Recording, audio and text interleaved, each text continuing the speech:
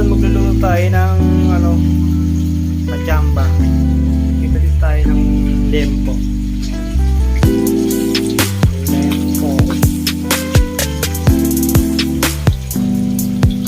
Lalagyan natin parang pork stick. Ayan pa, meron madali ito. Tatlong sala.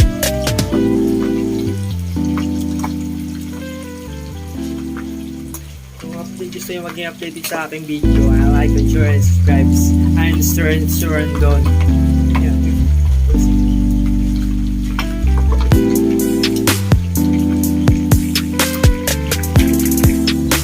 Ngayon, tinakpan natin siya kasi grabe talsik niya. Yung isa, itaas pa naman ang luto. Yung isa, talsik sa mukha mo, sa braso mo, yun. Tulad niya, ang talsik niya. Yan na kayo sa lutoan ko ha.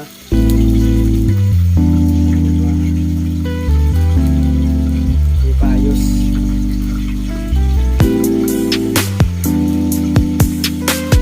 Grabe yung talsik ng mantika. Sarap na ito, nakakailang kanin sila minsan dito kahit sa bawl lang. Pag naluto yung makikita nyo kung gaano kasarap. Ayan, yung kanin na yan. Magkasahin pa yung mamaya. Ayan, parang pork steak. Ayan po na pork steak, pero hindi siya pork steak. Parang gano'n ang pagkaluto. Mamaya, makikita nyo. Ngayon, last na salang na lang. Natapos na yung lulutuin natin. Ayan, sarap. Para siyang style tocino. Mukha lang sunog pero hindi siya sunog dahil sa toyo. Diba? Ayan ang bawang. And nilagay ko na, sinama ko na kasi pinambabad ko kasi yung sibuyas. Bali lalagay na natin siya. Sarap ito. Sarap na naman ang kain. Sarap na naman ang kain namin. Pag medyo kumulo na, lalagyan na natin yung sibuyas na iniwa. Ayan, pang ibabaw. Para siyang pork steak. Pero masarap yan.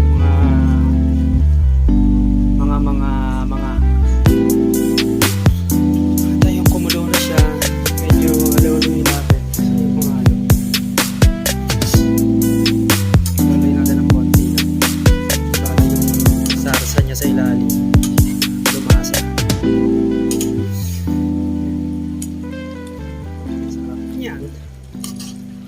Lutong chamba. Para siyang pork steak. Ganun. Lempo. Hindi yan sunog dahil yung kulay na itim kasi dahil sa toyo saka sa oyster. Tignan natin. Para magayon mo sila. Pwede na. Pwede na mag-asawa. Lagyan natin ang suka ng konti para maasim-asim.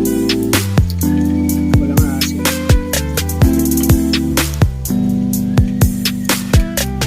Suka. Suka silver na may 1. Wala kasing asim eh. Wala may asim ng kahit pa paano.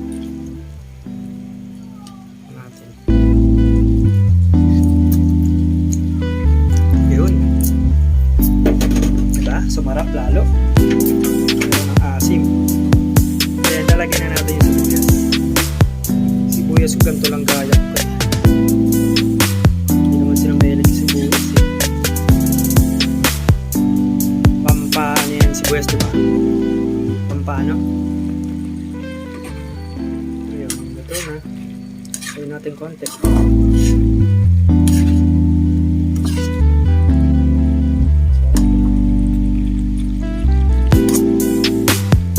Lempo na parang